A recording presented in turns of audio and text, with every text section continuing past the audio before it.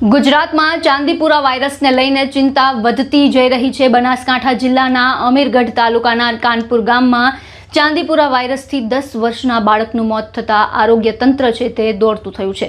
રાજ્યમાં અત્યાર સુધીમાં 2 બાળકોના મોત બનાસકાંઠા જિલ્લામાં નોંધાયા છે।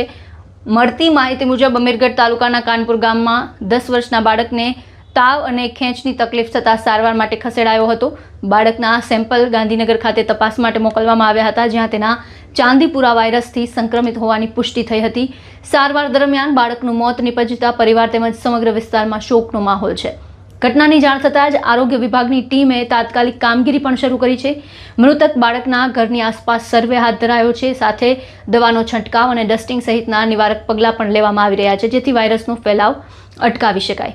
આ બાજુ રાજ્યના આરોગ્ય મંત્રી પ્રફુલ પાનસેરિયાએ ચાંદીપુરાની હાલની સ્થિતિ અંગે માહિતી આપી હતી, જેના મુજબ રાજ્યમાં અત્યાર સુધીમાં કુલ 184 શંકાસ્પદ કેસ નોંધાયા છે, જેમાંથી 35 કેસ ચાંદીપુરા વાયરસના પોઝિટિવ આવ્યા છે, જ્યારે 11 સેમ્પલના ટેસ્ટના રિપોર્ટ છે તે હજુ પણ બાકી છે।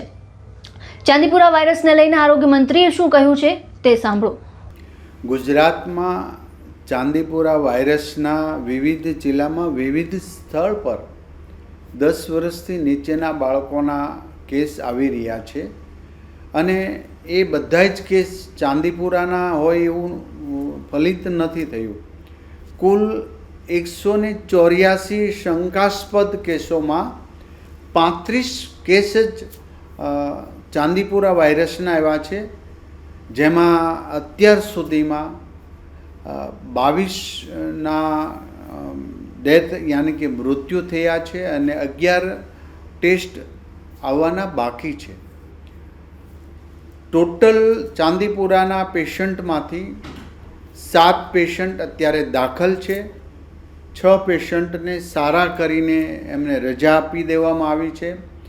ગાંધીનગર, ખેડા, અરવલ્લી યાની કે હિંમતનગર, રાજકોટ અને ભાવનગર આ સિવિલ હોસ્પિટલની અંદર બાકી આ પેશન્ટોને સારવાર અપાઈ રહી છે।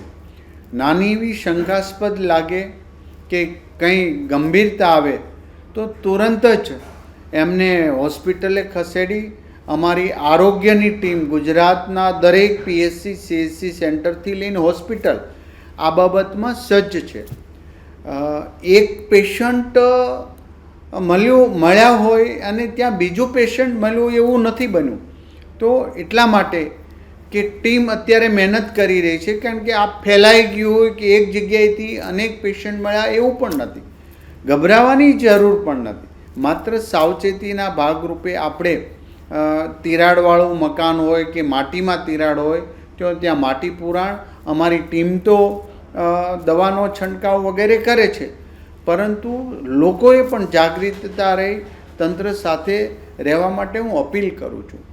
અને આ જે બાળકોને આવા લક્ષણો દેખાય તુરંત જ અમે એને શંકાસ્પદમાં જ ગણી લઈએ છીએ અને ટેસ્ટ કરાવીએ, જેમાંથી 184માંથી 35 બાળકોના ચાંદીપુરા વાયરસ પોઝિટિવ આવ્યા છે। ત્યારે આપણે પ્રાર્થના કરી કે હવે પછી જે દાખલ છે, જેમ 6ને રજા આપી દીધી એમ બીજા દાખલ છે 7ને પણ સારા થઈને રજા આપી દી એવી પ્રાર્થના કરીએ છીએ। ને ડૉક્ટરની ટીમ દરેક સુપર સ્પેશિયાલિસ્ટ એમના સિમ્ટમ્સના આધારે બાળકને એ ટ્રીટમેન્ટ આપી રહ્યા છે, કારણ કે આની કોઈ દવા કે કોઈ રસી શોધાયેલી નથી। આની ટીમ પણ સંશોધન કરી રહી છે ભવિષ્યમાં એની દવા બનાવવા માટે અને રસી બનાવવા માટે।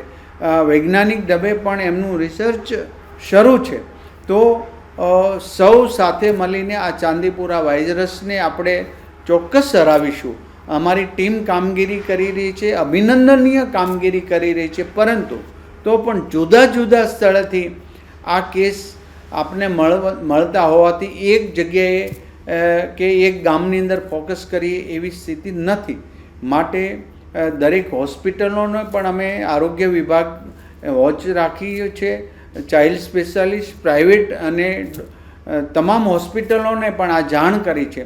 આવા લક્ષણના દરેક દર્દીઓને વેન્ટિલેટર, ઓક્સિજન સાથેની ICU બેડમાં જ દાખલ કરવું, જેથી કરીને કોઈ પણ ઓર્ગન પર એમને અસર થાય તો આપણે શ્રેષ્ઠમાં શ્રેષ્ઠ સારવાર આપી શકીએ. ચાંદીપુરા વાયરસને લઈને રાજ્યનું આરોગ્ય તંત્ર સતત સતર્ક છે. સમયસર સારવાર અને સાવચેતી જ આ વાયરસ સામે સૌથી અસરકારક બચાવ માનવામાં આવે છે. તેથી બાળકોમાં કોઈ પણ ગંભીર લક્ષણ દેખાય તો વિલંબ કર્યા વગર નજીકના આરોગ્ય કેન્દ્રનો સંપર્ક કરવો જરૂરી છે. આ સમગ્ર મામલે આપના વિચાર અમને કમેન્ટ બોક્સમાં જણાવો અને તમામ સમાચાર ન્યૂઝ અપડેટ માટે અમારી સાથે જોડાયેલા રહો. નમસ્કાર.